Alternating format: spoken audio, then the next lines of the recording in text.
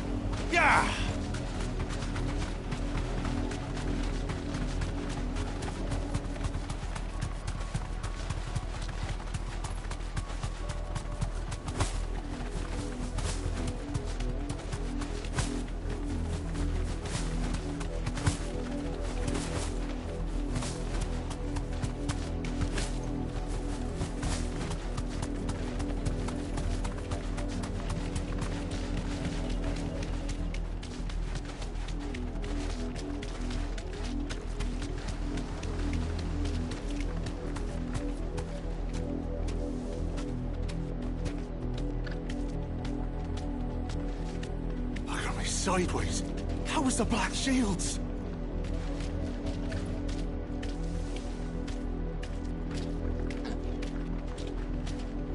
Come along now.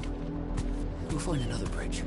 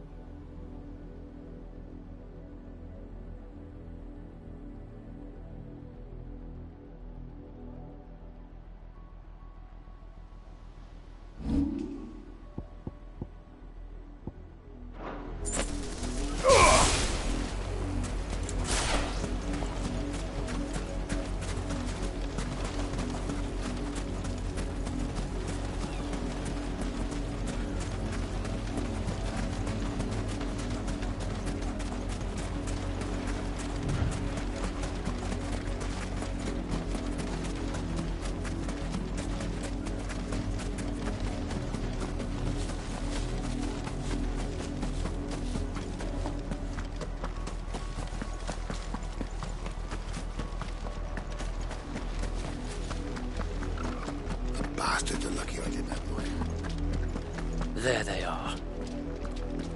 On your command, my lord.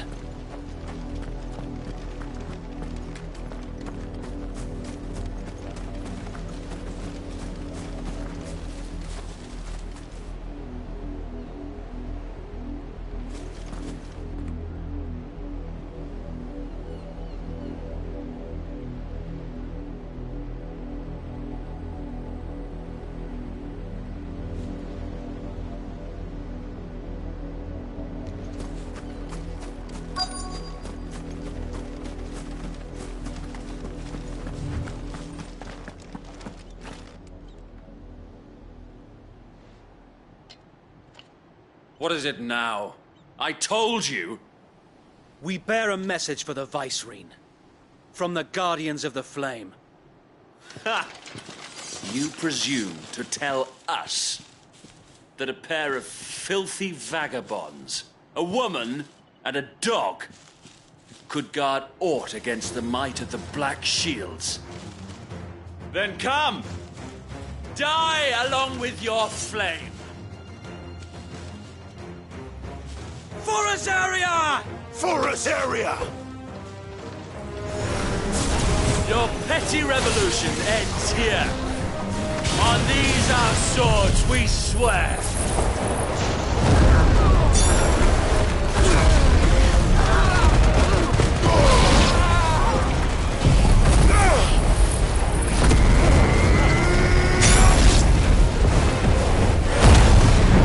Bloody hell! Reinforcements from the far bank! Another one. Fight that battle for them.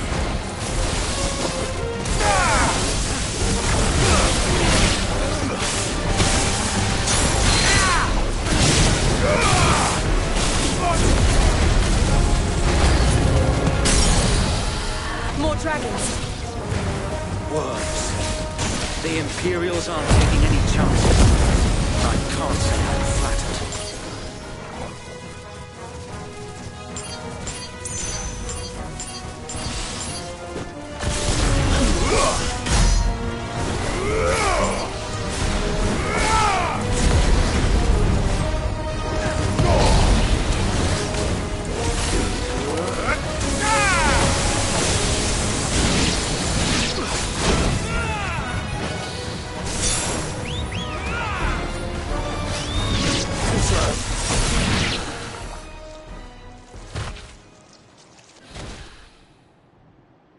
A noble stand, albeit a misguided one. In taking it, you have but proven our point, that this land is in dire need of cleansing.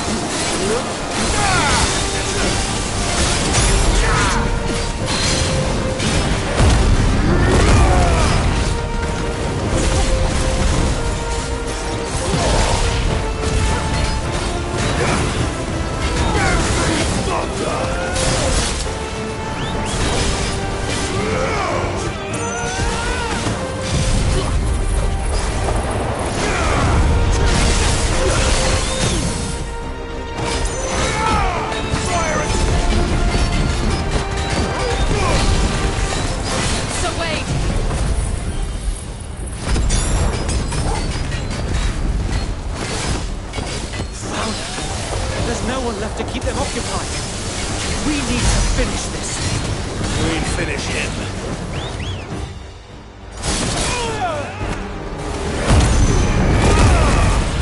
To me, boy.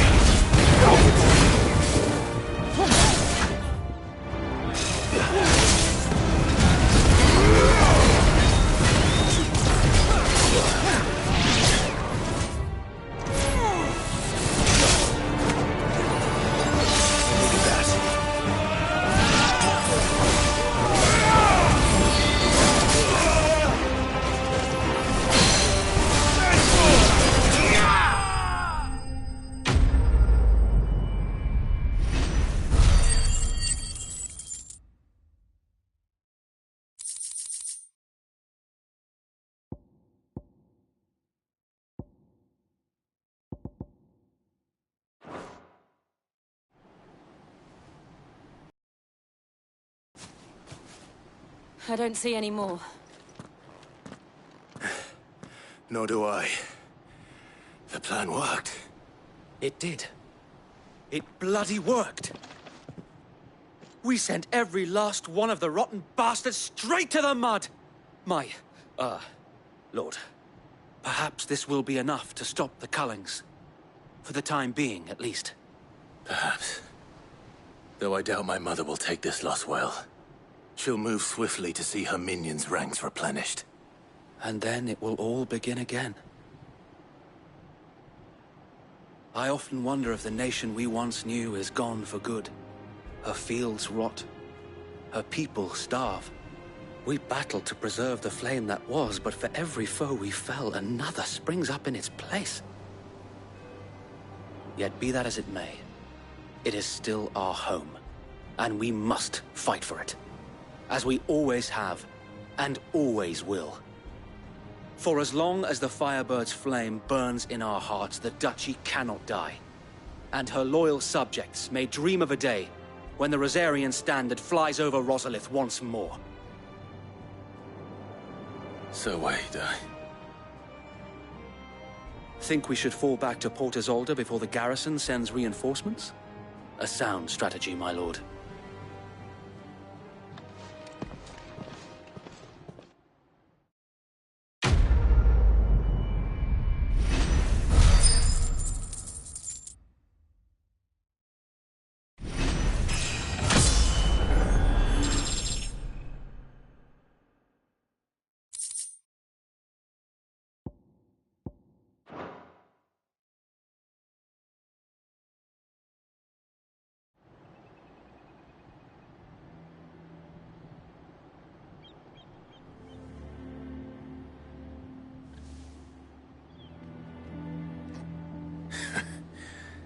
And how long has my uncle been funding you and your comrades' endeavors? Since the beginning. Lord Byron was the first person I turned to after forming the Guardians. And had I known of this tunnel back then, I wouldn't almost have been hanged by the city guard for trying to sneak over the wall. I suppose a formal request for an audience would have appeared suspicious. And appearances must be maintained. Were the Vice-Regency to catch wind of Lord Byron's involvement in our movement, they'd seize his estate and send him to the gallows, where he would be of no use to anyone. And so, though it sickens him to the soul, he plays the part of the loyal lord, knowing that one wrong move might prove his downfall. It is why he remains ever vigilant.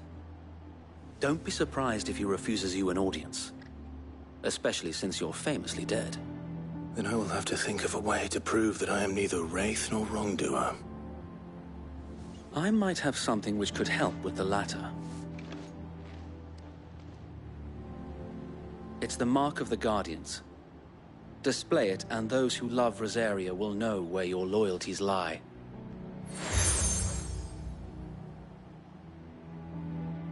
I shall wear it with pride. Be sure that you do. I don't want my men attacking you again. Unless you deserve it. If only Sir Tyler could have been here to see you. Or the Lord Commander. Thank you, Sir Wade. If there is ever anything you need. I know. Go on now, my lord.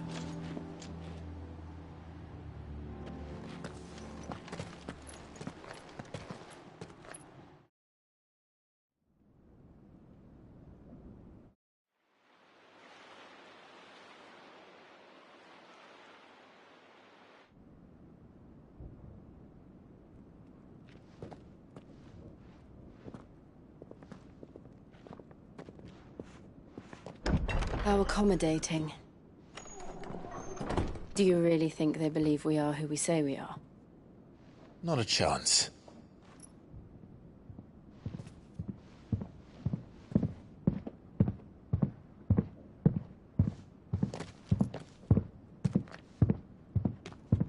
Right, I guess. My uncle believes we're imposters here to rob him.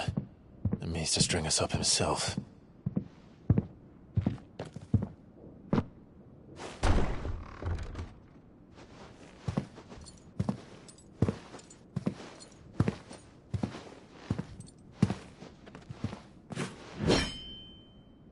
Imagine my surprise when I was told my nephew had come to visit.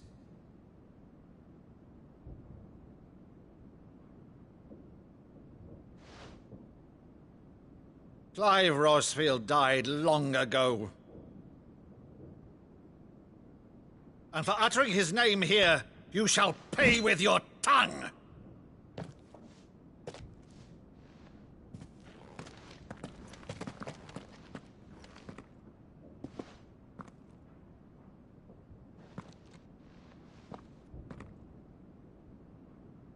You would mock me as well?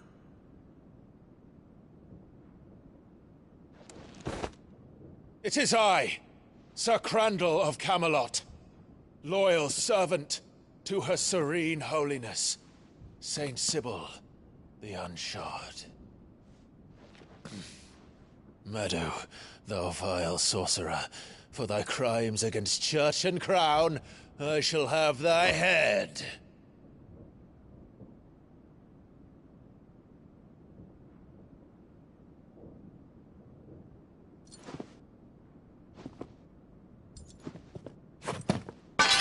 Curse thee, infectious flax wench. Even in death, must thou plague me still? Very well. I shall open the gates of hell, that thou might see thy charge once more.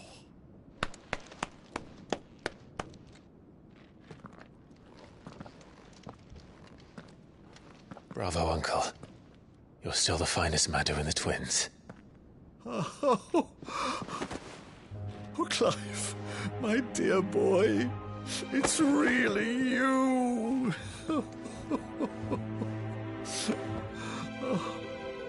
You always were fond of that scene from The Saint in the Sanctuary. Never did let me play Sir Crandall.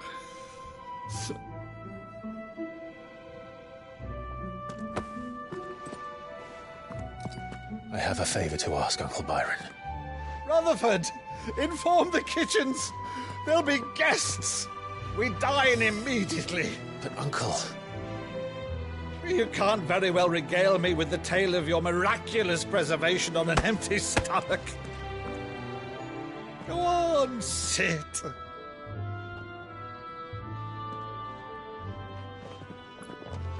See that you use the good plates, Rutherford.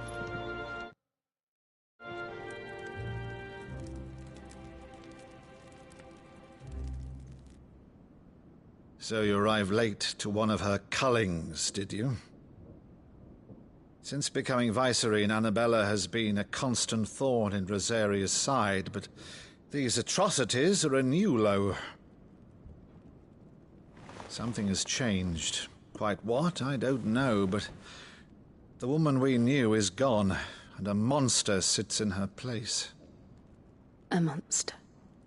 For better or worse, I've been charged with governing this town, and thus must maintain the illusion of obedience. That's all I can do to aid Wade and his merry band of revolutionaries. So he's told us. You have risked much for Rosaria. Our nation will be forever in your debt.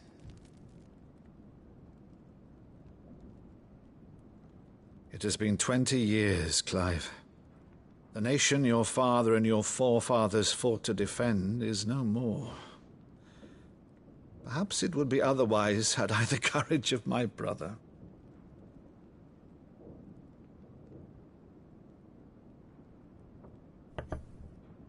All right, if it's a ship you require, a ship you shall have. I've a galley in port, but recently relieved of her cargo.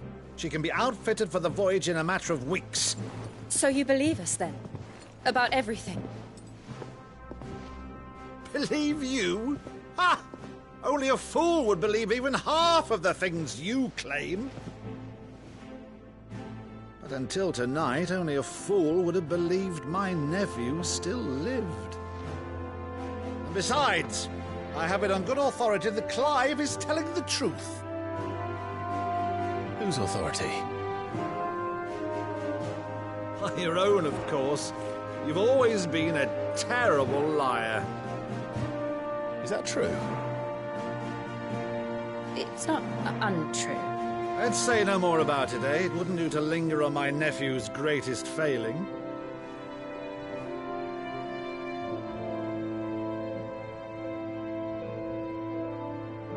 The one one thing I cannot believe, though, is all this about you being Sid. You were always such a good boy, but now you're quite the outlaw. Which, if I'm not mistaken, would make me an outlaw's uncle. Right then, who shall we pillage first? Rutherford, fetch me my cutlass. This will be fun.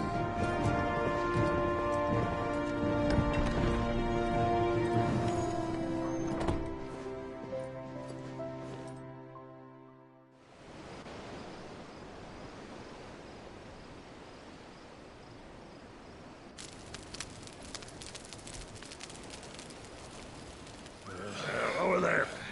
Go on. She's a fine ship, isn't she?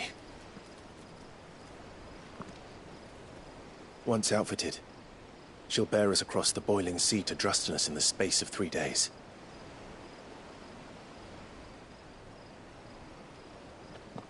Something on your mind?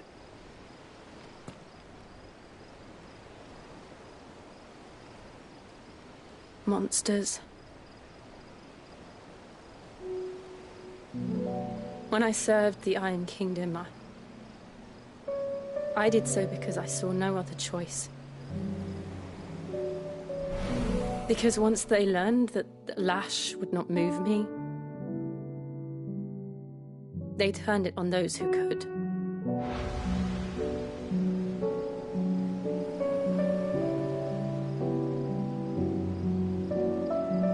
And so I became their puppet.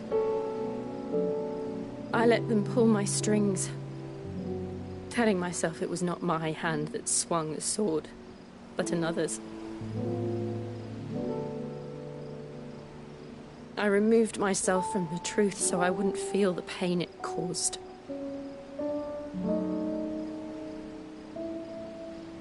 And before I knew it, I no longer felt anything. Anything at all.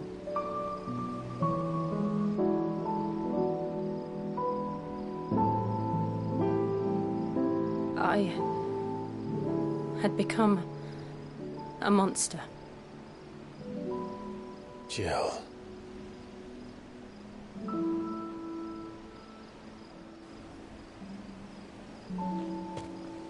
I don't want to be a monster, Clive. Do you understand? I want to choose a different path, a better path. To live on my own terms. But before I can do that, I need to come to terms with my past.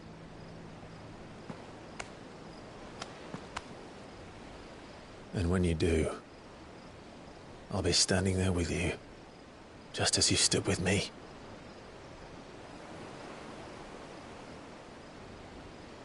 Thank you, Clive. I must atone for my sins. Only then, when it's done, will the monster cease to be. Just promise me that you won't die with it.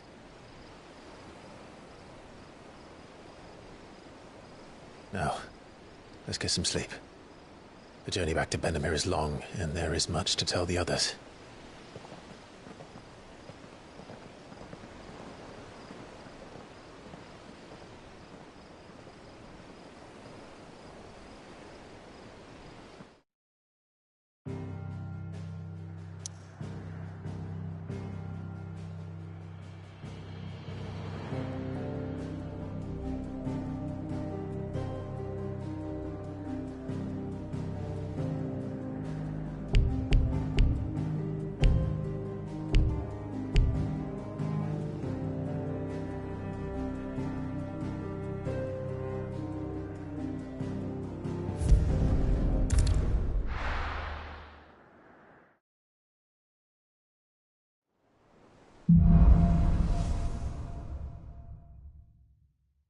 Only the Founder knows what awaits us in the Iron Kingdom.